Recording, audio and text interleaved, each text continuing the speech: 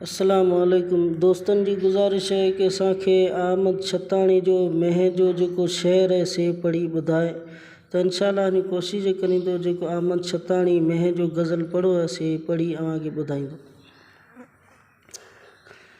ए सदा साहिब सदर सतार मौला मी वसाए जगदणी जाबर जबर जबार मौला मी वसाए काठ गम गूंदर गनी गफ़ार मौला मी वसाए थामरन बुख में बसर पार मौला मी वसाए था सिकन सिक में सदा माण्हू मुरु मुर्गा बसब तूं वसाए मींह मौला तूं धणी राज़िक रब कर असां ते रहम राम ए सबा जा कंहिं सबब था हलन होलन अंदर हज़ार मौला मी वसाए वाह विछोड़े जे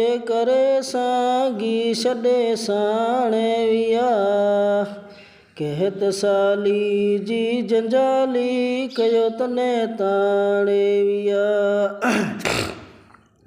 जे छॾे भेणियूं भरियूं है लॾे हाणे विया से वतन विछड़िया वरन संघार मौला मी वसाए तूं धणी तोखां सवा कंहिंखे अर्ज़ आहूं करियूं दुख दूर करदा वर धणी तो दर पियादाहूं करियूं हथड़ा ठला बचड़न धरियूं किश काट ऐं काहूं करियूं कर मडल मालिक मुल्क मन्नार मौला मी वसाए तूं धणी तोखां सवा कंहिंखे करियूं आहूं अर्ज़ तूं रिज़्क़ साण राज़िक तूं असांजो पल गर्ज़ लाहे बुख जो माणन ताई मुल्क जा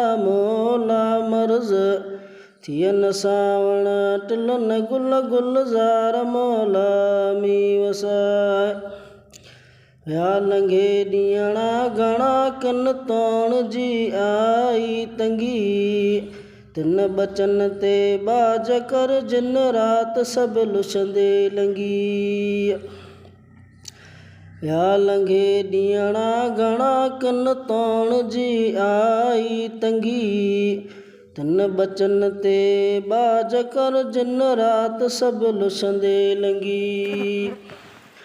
पई ॿुॾी दरिया दलीलन जे अंदरि दिलि जी दंगी कर सबब साहिब धणी सतार मौला मी वसाए या इलाही कैद साली जी जंजाली कियो जॾो के विया विछड़ी वतन खां जिन न लाथो किथ लॾो दुख विसारा भाउ बिरादर सभु को पंहिंजी में ॿुॾो कर वॾियूं वाहिद वसो वसकार मौला मी वसाए या इलाही जान जंद में वर वधा गोदर घणा वे शिक्सतीअ जे करे माणन संधी मुंहिंजी मणा हथ ॿधा सेठन खणी अॼु को न ॾे कंहिंखे कणा थिया परे भाउर भाउरनि खां अॼु धार मौला मी वसाए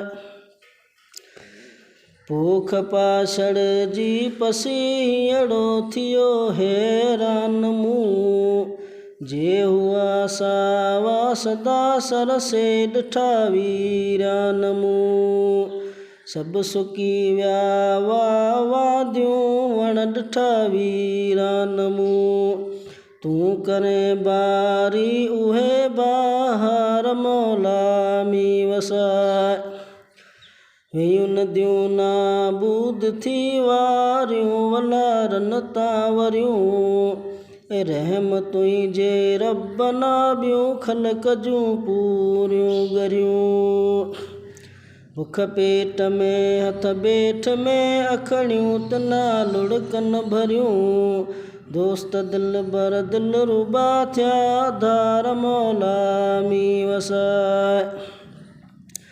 अंग उघाड़ा पेट बुखियो बी संदी तड़ छुड़ नहीं।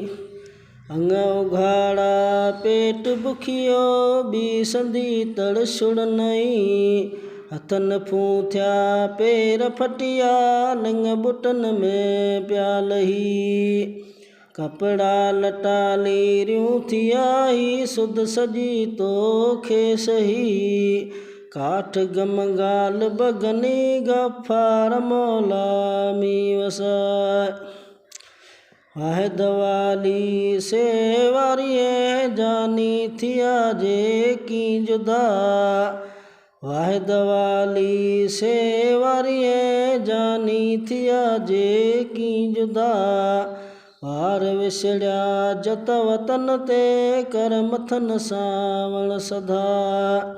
आगा करी अहमद संदी पूरी या मन जी मधा।